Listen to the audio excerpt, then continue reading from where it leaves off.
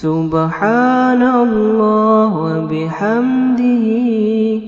سبحان اللہ العظیم سبحان اللہ وبحمدہ سبحان اللہ العظیم۔ بسم اللہ الرحمن الرحیم۔ الحمد للہ رب العالمین والصلاة والسلام علی اشرف المرسلین نبینا و سیدنا محمد وعلی آلہ و اصحابہ اجمعین۔ ناظرین السلام علیکم ورحمۃ اللہ وبرکاتہ۔ ہماری آج کی گفتگو کا موضوع ہے ناجائز طریقوں سے رزق کمانے کی حرمت۔ اللہ تعالیٰ فرماتے ہیں سورہ التکاثر بسم اللہ الرحمن الرحیم، الہاکم التکاثر حتی زرتم المقابر،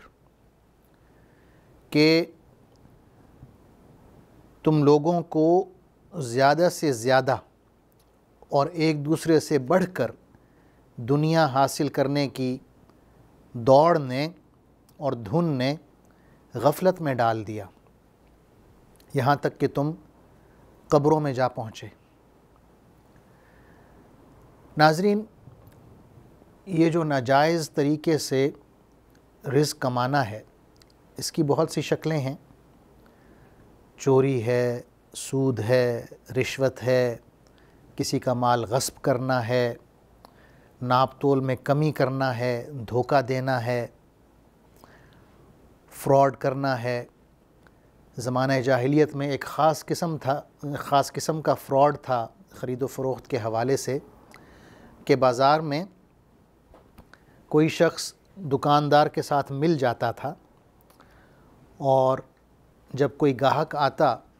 اور کسی سامان پر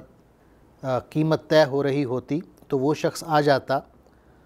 اور کہتا کہ میں تمہیں اتنی قیمت دیتا ہوں، اس کی مجھے بیچ دو، قیمت بڑھا کے بولتا۔ تو گاہک جو ہے وہ اس سے زیادہ قیمت کہتا کہ بھائی مجھے یہ چاہیے، تم مجھے یہ اس سے زیادہ قیمت پر دے دو۔ تو وہ شخص جو دکاندار کے ساتھ ملا ہوا ہوتا تھا وہ اس سے بھی زیادہ قیمت بتا دیتا، یہاں تک کہ جو گاہک ہے وہ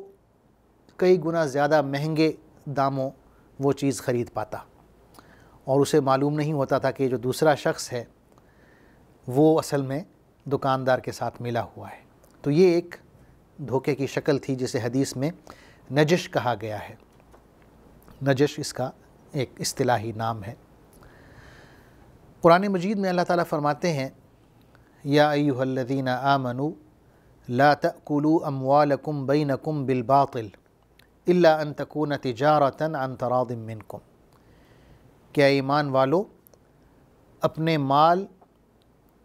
یا ایک دوسرے کے مال باطل سے، حرام طریقے سے نہ کھاؤ، الا یہ کہ باہمی تجارت ہو اور باہمی رضامندی سے ہو۔ ناظرین، ناجائز طریقے سے رزق کمانے کی ایک شکل یہ بھی ہے کہ انسان اس وقت رزق کمانے میں لگ جائے جو وقت کسی فرض عبادت کے لیے مخصوص ہے،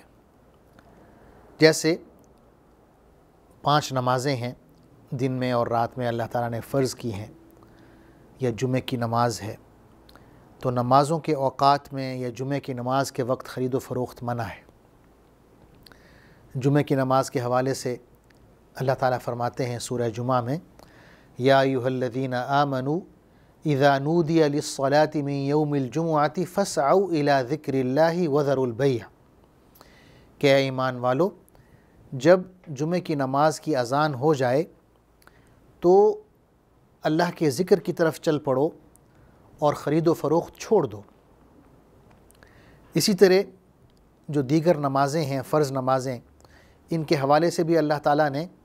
ذکر فرمایا ہے، مومنوں کی تعریف کی ہے کہ نماز مومنوں کو جو تجارت ہے، خرید و فروخت ہے، وہ مومنوں کو نماز سے غافل نہیں کرتی، زکوٰۃ ادا کرنے سے غافل نہیں کرتی، اللہ کا ذکر ادا کرنے سے غافل نہیں کرتی۔ ارشاد ہوتا ہے فی بیوت اذن اللہ ان ترفع ویذکر فیہا اسمہ یسبح لہ فیہا بالغدو والآصال رجال لا تلہیہم تجارۃ ولا بیع عن ذکر اللہ واقام الصلاۃ وایتاء الزکاۃ، کہ یہ جو گھر ہیں اللہ کے جن کے ادب و احترام کا حکم دیا گیا ہے اور جن میں اللہ کے نام کا ذکر کرنے کا حکم دیا گیا ہے،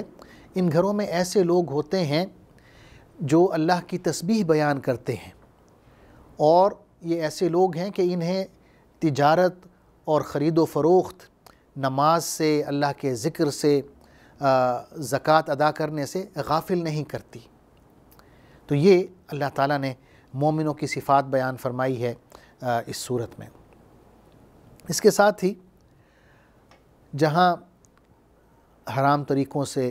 رزق کمانے کی ممانعت کی گئی ہے اور حلال طریقے سے رزق کمانے کا حکم دیا گیا ہے، وہاں یہ بھی حکم دیا گیا ہے کہ آپ نے جو مال و دولت کمائی ہے اسے اچھے کاموں میں استعمال کریں، اس مال کو آپ اللہ کی راہ میں خرچ کریں، کیونکہ قرآن مجید میں ہم پڑھتے ہیں وَأَنفِقُوا مِمَّا رَزَقْنَاكُمْ مِن قَبْلِ أَن يَأْتِيَ أَحَدَكُمُ الْمَوْتُ فَيَقُولَ رَبِّ لَوْلَا أَخَّرْتَنِي إِلَىٰ أَجَلٍ قَرِيبٍ فَأَصَّدَّقَ وَأَكُن مِّنَ الصَّالِحِينَ، کہ اللہ کی راہ میں خرچ کرو اور اس مال میں سے خرچ کرو جو ہم نے تمہیں بطور رزق کے دیا ہے، قبل اس کے کہ تم میں سے کسی کو موت آ جائے اور پھر وہ یوں کہے کہ اے میرے پروردگار اگر مجھے کچھ اور مہلت مل جائے کہ میں تیری راہ میں خرچ کر سکوں، صدقہ خیرات دے سکوں۔ لیکن اللہ تعالیٰ فرماتے ہیں کہ ایسا نہیں ہوگا، جب کسی کی موت کا وقت آتا ہے تو اس میں تاخیر نہیں ہوتی۔ ناظرین، یہ جو مال کی محبت ہے یہ انسان کا فطری تقاضا ہے، بتقاضۂ بشریت ہر شخص مال سے محبت کرتا ہے، لیکن علماء نے لکھا ہے کہ یہ جو محبت ہے یہ ایک درجے تک ہونی چاہیے، اتنی زیادہ نہ ہو کہ انسان ان عبادات سے بھی غافل ہو جائے جو اللہ نے ہم پر فرض کی ہیں۔ اسی طرح ایک حدیث میں آتا ہے کہ مومن کنجوس نہیں ہوتا۔ تو علماء نے لکھا ہے کہ مال کی جو محبت ہے وہ انسان کو غلط طریقوں سے پیسہ کمانے کی طرف راغب کرتی ہے، اور جو کنجوسی ہے وہ انسان کو اللہ کی راہ میں خرچ کرنے سے روکتی ہے۔ اور حدیث میں آتا ہے کہ ہر روز جب صبح ہوتی ہے تو اللہ تعالیٰ 2 فرشتے بھیجتے ہیں،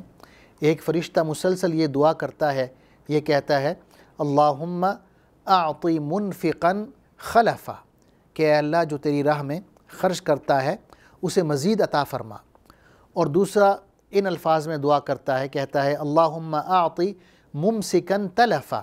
کہ اے اللہ جو تیرے راہ میں خرچ کرنے سے ہاتھ روک لیتا ہے اس کا مال تباہ و برباد کر دے۔ اور یہ دونوں کی جو دعائیں ہیں وہ قبول ہوتی ہیں۔ ناظرین، ایک اہم بات یہ بھی ہے کہ جب ہم اللہ کا رزق جو اس نے ہمارے لیے مہیا کیا ہے حلال طریقے سے کماتے ہیں، تو اللہ نے حکم دیا ہے کہ صرف وہی میں قبول کروں گا جو تم حلال طریقے سے کماؤ گے۔ اگر حرام طریقے سے کماؤ گے تو پھر جتنا مرضی میری راہ میں خرچ کرو وہ قبول نہیں ہوگا، کیونکہ حضور صلی اللہ علیہ وسلم نے فرمایا ہے ان اللہ طیب لا يقبل الا طیبہ، کہ اللہ تعالیٰ خود پاک ہے اور صرف اس مال کو قبول فرماتا ہے جو پاکیزہ مال ہو، حلال طریقے سے کمایا ہو۔ آخر میں ایک حدیث پر میں اپنی بات پوری کرتا ہوں۔ اس حدیث میں حضور صلی اللہ علیہ وسلم نے ایک ضمانت دی ہے۔ آپ نے فرمایا ہے الا ان نفسا لن تموت حتى تستکمل رزقها واجلها فاتقوا الله واجملوا في الطلب، کہ میں تمہیں یہ بات بتا دینا چاہتا ہوں کہ کوئی شخص اس وقت تک مر نہیں سکتا، اسے موت نہیں آ سکتی جب تک وہ اپنے حصے کا رزق حاصل نہ کر لے، اور جب تک اس کا جو وقت ہے مرنے کا وہ آ نہ جائے۔ لہٰذا تم لوگ اللہ سے ڈرو اور رزق کمانے میں حسن طلب پیدا کرو، یعنی وہ طریقے اپناؤ جسے اللہ تعالیٰ نے حلال قرار دیا ہے، اور ان طریقوں سے گریز کرو جو اللہ نے حرام قرار دیے ہیں۔ جیسے کہ میں نے عرض کیا کہ رشوت خوری ہے یا سود ہے یا ناپ تول میں کمی کر کے ہم سوچتے ہیں کہ شاید ہم نے اپنے حصے سے زیادہ حاصل کر لیا ہے، لیکن حضور صلی اللہ علیہ وسلم کے اس فرمان کے مطابق ہمارے حصے کا جو رزق ہے ہمیں صرف وہی ملے گا، اور اس سے زیادہ ہم ایک پائی بھی نہیں حاصل کر سکتے۔ اب چوائس ہماری ہے کہ وہ جو ہمارا حصہ ہے جو اللہ نے مقرر کیا ہے اسے ہم حلال طریقے سے کمائیں یا حرام طریقے سے کمائیں۔ اللہ تعالیٰ سے دعا ہے کہ ہمیں حلال ذرائع سے رزق کمانے کی توفیق عطا فرمائے اور ہمیں حرام سے بچائے۔ آمین۔ والسلام علیکم ورحمۃ اللہ وبرکاتہ۔ اللہم صلی علی سیدنا محمد وعلی آلہ وصحبہ وسلم۔ اللہم صلی علی سیدنا محمد وعلی آلہ وصحبہ وسلم۔